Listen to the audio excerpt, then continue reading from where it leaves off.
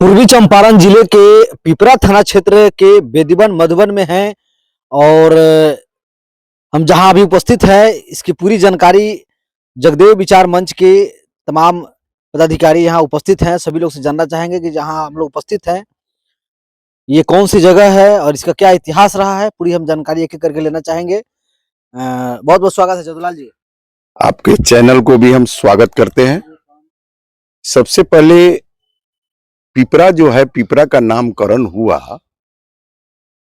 Pipra station जानते हैं, चकिया प्रखंड के अंतर्गत जो है पिपरा है और ऐतिहासिक नाम है ये। इसको माने इतिहास में पिपली कानन यानी पिपली वन, आज भी बहुत से इतिहासकार इस चीज को साबित किए हैं कि पिपली वन में सम्राट चंद्रगुप्त का राजधानी है। यह सच्चाई है। पिपली कानन और इसी का नाम से जो है हमारे राष्ट्रीय उच्च पथ के बगल में बेदीवन मधुबन बेदीगढ़ है, जहां हम लोग उसी स्थल पर हैं। और इसको जो है, इस जगह के लिए हमने कम से कम 15-20 साल से रिसर्च किया कि आखिर ये जगह कैसे है, क्या है, इतिहास में भी ढूंढे। लेकिन लोगों का भी कहना है, पूर्वज जो है हमारे इस धरती से लोग यही कहते हैं कि ये धरती सम्राट चंद्रगुप्त का जन्मभूमि है। चूंकि चंद्रगुप्त की मां मूरा यहीं पे गुप्तवास करके अपने बच्चों को परवरिश करते थे और यहीं से सम्राट चंद्रगुप्त अपना प्रशिक्षण लेकर के इस जगह को राजधानी बनाए और विश्व विजेता सिकंदर को परास्त करने का काम इसी बेदीवन मधुबन बेदीगढ़ ऐतिहासिक धरती से किए। और यह धरती सही मायने में ऐतिहासिक धरती है और यहाँ कई बार खोदाई भी हुआ है। कहीं ना किसी सड़क के माध्यम से खोदाई हुआ तो यहाँ भी ये मौर्य कालीन भी सिक्का भी मिला है यहाँ। और अंग्रेज के टाइम में, जब आजादी के पूर्व, यहाँ एक शिलापट था जो पाली भाषा में लिखा हुआ था और उसको अंग्रेज अपने गाड़ी में लदवा करके पटना गांधी संग्रहालय में अभी सुरक्षित रखा गया है।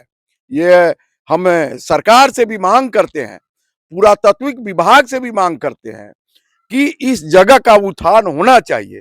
भगवान बुद्ध जब लुम्बिनी वन कपिलवस्तु से गया के लिए जा रहे थे तो इस रास्ते में भी उन्होंने विश्राम किया और यहाँ ये अपना स्तूप भी बनवाए। जैसे में खोदाई भी के क्रम में भी यहाँ भगवान बुद्ध का जो है एक प्रतिमा भी मिला है। और यहाँ से जाने के बाद में केसरिया गए, केसरिया से गया गए। तो सच्चाई है कि यह भगवान बुद्ध का कर्म भूमि है, सम्राट अशोक का भी कर्म भूमि है। और मैं सरकार से मांग करता हूं कि सरकार इसको जो है पर्यटन विभाग के माध्यम से इसका विकास होना चाहिए और पुरातात्विक विभाग से इसका खोदाई होना चाहिए, तो सच्चाई प्रकट हो जाएगा निश्चित रूप से। और पूरे इस क्षेत्र के लोग, कितने मंत्री मिनिस्टर भी इस धरती पर आए और चंपारण महोत्सव भी यहाँ हुआ है और सभी लोगों ने कहा है कि ये चंद्रगुप्त सम्राट का राजधानी है, पिपली वन उनका कर्म भूमि है। गणेश कुशवाहा जी हैं, जगदेव विचार मंच के अध्यक्ष हैं, यहाँ आए हैं। आने के बाद क्या जानकारी प्राप्त हुई है? नमस्कार आपके खबर सुनने वाले लोगों के लिए। यहाँ बेदीवन मधुबन जो पिपली वन के नाम से घोषित है, यहाँ महान सम्राट चंद्रगुप्त मौर्य का हम लोग अब भी वहीं खड़े हैं जहां महान सम्राट चंद्रगुप्त मौर्य का जन्म असली है। आज भी वह 50 फीट ऊंचा समतल जमीन से ऊंचाई है। चारों तरफ से दूरी पर बांध बना हुआ है जिसको जिसमें ईंटे से लेके और पत्थर से दोनों तरफ से बांध उस समय का पाटा गया है। बगल में बेदीवन मधुबन जो सीता कुंड के नाम से प्रसिद्ध है, वहां खुदाई में बौद्ध स्तूप भी निकले हैं। और जो बांध का खुदाई हो रहा है तो 25 फीट नीचे तक ईंटा और पत्थर हजारों वर्ष पूर्व का अवशेष निकल रहा है। एक जगह खुदाई में भगवान बुद्ध का छत बिछत मूर्ति प्राप्त हुआ है। तो शहीद जगदेव विचार मंच सरकार से और पुरातत्व विभाग से मांग करता है कि इस जगह का खुदाई हो और महान चंद्रगुप्त मौर्य के जो शासन काल में चला था, जिससे वो विश्व विजेता सिकंदर कहने वाले को परास्त होकर लौटना पड़ा। और वह धरती आज यही पिपली वन है जहां हम लोग इसके विकास के लिए आए हुए हैं। मुकेश कुशवाहा जी है जगदेव विचार मंच से, क्या कहना चाहेंगे? हम लोग जहां है अभी वर्तमान में, हम लोग का संगठन यहाँ सर्वेक्षण कर रहा है। ये बहुत गौरवान्वित धरती है, चंद्रगुप्त मौर्य की जन्मस्थली। इस पर अभी पुरातत्व विभाग का नजर ही नहीं है और जनता और लोगों पूर्वजों के द्वारा सुनने में आता है ये चंद्रगुप्त मौर्य की ही जन्म धरती है।